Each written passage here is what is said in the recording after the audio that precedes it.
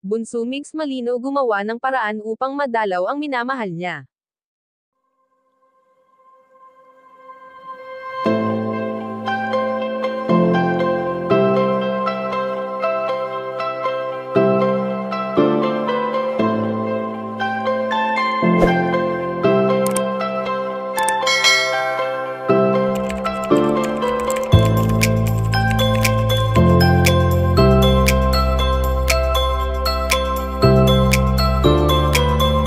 Alam naman natin na nalalapit na ang Ondas o Araw ng mga Patay na ginaganap sa unang araw ng Nobyembre.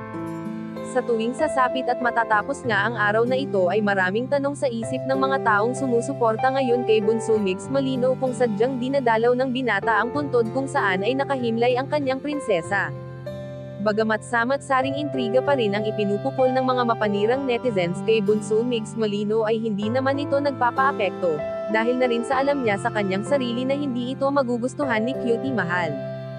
Noong nabubuhay pa ang yumaong komedyante ay wala silang ibang inisip kundi ang makakabuti lamang sa kanila maging ang makakabuti rin sa ibang tao na kanilang napipili upang bigyan ng tulong.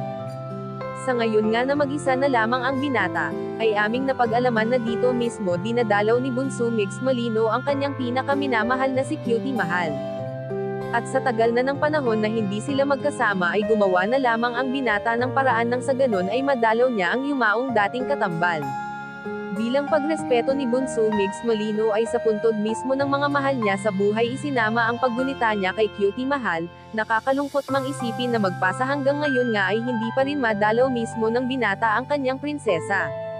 Kayo mga kachika, anong masasabi nyo dito? Please leave the comment and don't forget to subscribe.